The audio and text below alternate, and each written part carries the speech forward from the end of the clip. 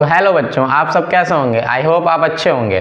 जैसा कि हम लोग सिंटैक्स में पढ़ रहे थे, उसी की अगली कड़ी में आज हम लोग देखेंगे कुछ और नए नियम और रूल। जिन लोगों ने वो वीडियो नहीं देखा है तो पहले आई बटन पे क्लिक करके उस वाले वीडियो को देख कर आएँ, जिससे ये वाला वीडियो अच्छे से समझ में आए। तो चलिए शुरू करते हैं कुछ एग्जाम्पल के साथ। देखो यहाँ पे लिखा है Pakistan dare not attack India. यहाँ पे एक वर्ब यूज हुई है डेयर नॉट और नीड नॉट।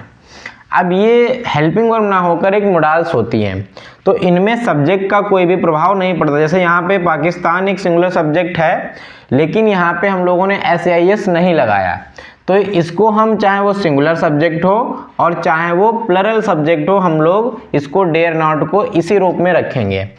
यहाँ पे देखो लिखा ही एक सिंगुलर सब्जेक्ट है, लेकिन उसके बाद भी हमने हेल्पिंग वर्ब में या वर्ब में SIS का प्रयोग नहीं किया है।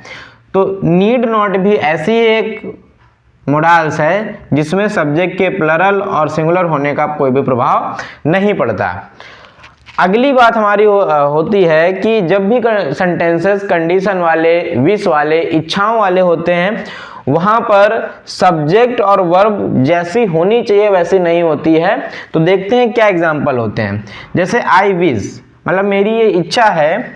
आई वर आ किंग, तो जब भी विश वाले सेंटेंस आएंगे, कंडीशन वाले सेंटेंस आएंगे, तो वहां पे वर का यूज करेंगे। जैसे यहाँ पे आई के साथ क्या यूज किया गया, वर का। वैसे जनरली आप वॉज का भी यूज कर सकते थे, लेकिन इस केस में, कंडीशन वाली केस में या इच्छा वाली केस में, हम लोग वर का ही यूज करेंगे।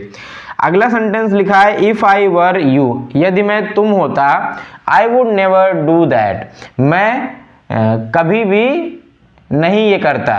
तो यहाँ पे लिखा इफ आई वर यू, अगर मैं तुम होता तो मैं कभी भी ये नहीं करता।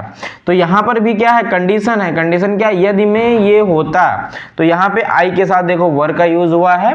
और फिर दूसरे कंडीशन सेंटेंस में एक चीज और होती है, दूसरे कंडीशन सेंटेंस में जो दूसरा सेंटेंस होता है उसमें वुड का प्रयोग करते हैं। तो वुड का अगर यूज सीखना है तो हम लोगों ने इससे पहले वुड वाली वीडियो बना रखी है, तो आप प्लेलिस्ट में जाकर उसको देख सकते हैं। आइए देखते हैं कुछ और एग्जाम्पल। जैसे यहाँ पे दिया है कि गॉड सेव्स द किंग। जैसा कि आप लोगों को पता होगा कि अगर यहाँ पे रमेश लिखा होता तो आपको बताना बहुत ही इजी था कि वो रमेश सिंगुलर है कि प्लरल। जब यहाँ पे गॉड लिख गया तब आपको बताना थोड़ा टफ हो जाएगा कि ये सिंगुलर है कि प्लरल। तो मैं आपको बता दूं कि गॉड हमेशा सिंगुलर होता है और लॉर्ड भी हमेशा सिंगुलर होता है। तो जैसा कि आपको पता होगा कि गॉड और लॉर्ड अगर सिंगुलर है तो सिंगुलर सब्जेक्ट के साथ सिंगुलर वर्ब का यूज करते हैं, मतलब वर्ब के साथ यस या ईएस लगा होना चाहिए। तो यहाँ पे सेव्स होना चाहिए, यहाँ पे ब्लेसेस होना चाहिए, लेकिन यहाँ पे लिखा है सेव। तो ये दो केस एक्सेप्शन है। एक्सेप्शन मतलब ये अपवाद है। गॉड के साथ हमेशा प्लरल वर्ब लगती है, लेकिन गॉड सिंगुलर होता है, मतलब सेव में SAIS नहीं लगाते। या ऐसे कह सकते हो, सेव और ब्लेस ऐसी वर्ब हैं जिनमें S का प्रयोग नहीं करते, SAIS नहीं लगाते।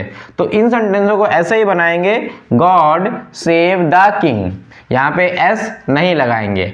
लॉर्ड ब्लेस यू, लॉर्ड और गॉड एक ही होते हैं। कहीं कहीं पर गॉड को लॉर्ड बोला जाता है और कभी कहीं कहीं पर गॉड। आई होप आप लोगों को समझ में आया होगा। तो हंसते रहिए, मुस्कुराते रहिए और ऐसे ही पढ़ते रहिए। धन्यवाद।